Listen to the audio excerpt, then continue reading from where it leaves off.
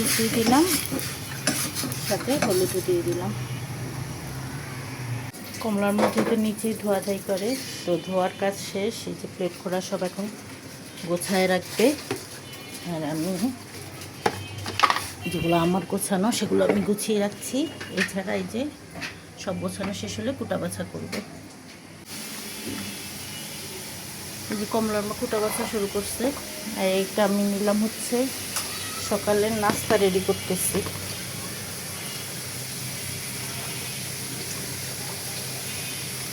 এই জন্য এখানে মাংসের মশলা দিয়ে মশলাটাকে আগে ভালোভাবে কষায় নিচ্ছি।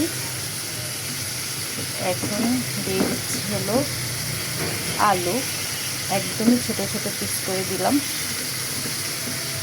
যদি আরেকটু বড় হলে ভালো হতো। কমলার মাকে গুঁড়া করতে বসে একেবারে গুঁড়া গুঁড়া করে দিচ্ছে। কমলার মায়ের ভাষায় বলছিলাম ছোটোটা করে গেছি, একদম গুঁড়া গুঁড়া করবে, একদম গুঁড়া গুঁড়া করছে। ভাবছি কমলার মায়ের ভাষায় বললে কমলার মায়ের বুঝতে সুবিধা হইব, কিন্তু কমলার মাকে গুঁড়া করতে যায় এত গুঁড়া করে ফেলাইছে। আচ্ছা যাই হোক, সমস্যা নাই, সেটা ফেলাইছে, তার কিছু করার নাই। এখন আমি মশলার সাথে আলুগুলোকে একটু কষাবো। তো আলু কষানোর পরে পানি দিয়ে দিচ্ছি, আর এর মধ্যে দিয়ে দিচ্ছি এই যে ফ্রোজেন এবং সেদ্ধ ছোলা। এগুলো সেদ্ধ করে ফ্রোজেন করে রাখছি, অল্প পরিমাণে আছে।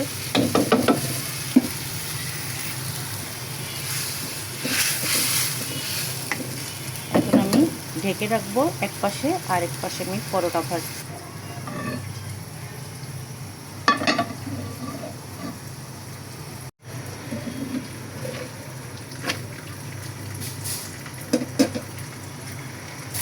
পরোটা আগে এপিট ওপিট ভালো করে একটু ভেজে নিলাম, যেহেতু বাটার দেব।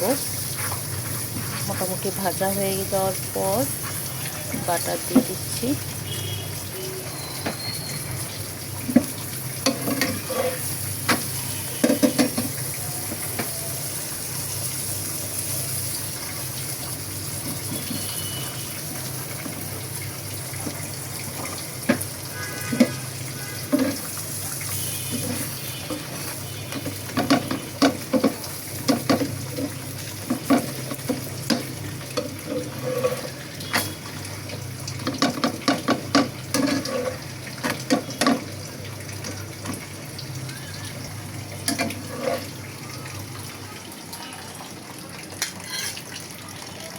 আমি তো পরোটা ভাজতেছি, আর কমলার মাছ কচুরলতিগুলো কাটতেছে।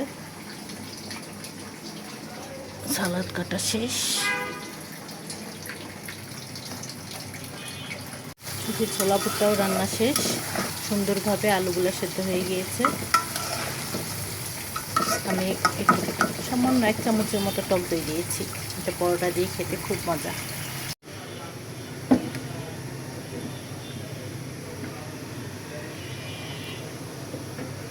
গরু মাংস কষানোর পর পানি দিয়ে দিচ্ছি। এখন দিয়ে দিচ্ছি আলু।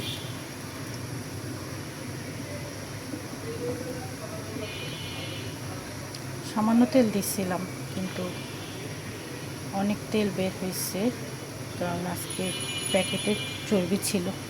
কোরবানির মাংস প্যাকেট করছে অবশ্য আমার ছেলে, তো ফার্স্টবার তো কিছু প্যাকেটে চর্বির পরিমাণ বেশি দিচ্ছে, কিছু প্যাকেটে কম।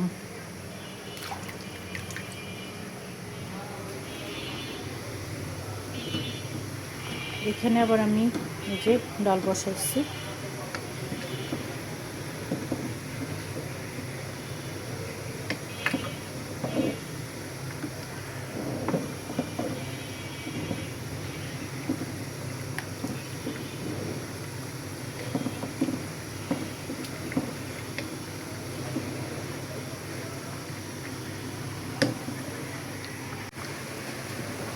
ডাল রান্না হয়ে গেছে, ডালে বাগার দিয়ে দিলাম। আর গরুর মাংস হয়ে গিয়েছে, আল্লাহর রহমতে তাড়াতাড়ি হয়ে গিয়েছে, কারণ এগুলো কোরবানির গরুর মাংস তো এত ফ্রেশ, আর রান্না করতে এত অল্প সময় লাগছে। যাক, মাংস সেদ্ধ হয়ে গিয়েছে, আলু সেদ্ধ হয়ে গিয়েছে, জাস্ট ঝোলটা একটু টানলে উঠে ফেলবো আর কি। কচুরলতিগুলো ধুয়ে নিই একবার। আধা কেজি কচুরলতি আনাইছি, আর অল্প একটু ইয়ে আসছে কী জানি কাঁঠালের বিচি, ওগুলো দিয়ে রান্না করব, মাছ টাছ দিব না। আর এই যে 2 কেজি দুধ ভিজাই দিচ্ছি, পায়েস রান্না করব। আর দেখেন পেঁয়াজ কতগুলো কাইটা দিয়ে গেছে। কালকে অন্য কাজ করাবো, কালকে ফুটো বাসার কাজ করাবো না, এখন এগুলোকে আবার বক্সে ভরে রাখতে হবে। মশলা কষাই নিলাম, রসুন বাটার পরিবর্তে রসুন কুচা দিয়েছি। এবার দিয়ে দিলাম হচ্ছে কাঁঠালের বিচিগুলা, কিছুক্ষণ ঢেকে কাঁঠালের বিচিগুলোকে একটু কষাবো।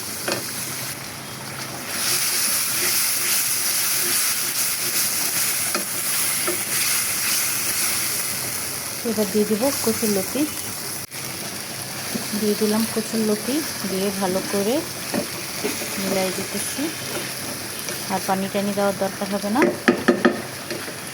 এখন জাস্ট ঢেকে রাখলেই চুলার আঁচটা যদি আমি একটু কম করে দিই সুন্দরভাবে নরম হয়ে যাবে। তো ঢেকে রাখলাম। আর এই পাশে দেখেন মাংস হয়ে গিয়েছে, তেল উপরে ভেসে উঠছে। এখন এই পর্যায়ে আমি নামিয়ে নেব, আর একটু পাতলা ঝোলই রাখবো যেহেতু আলু তরকারি।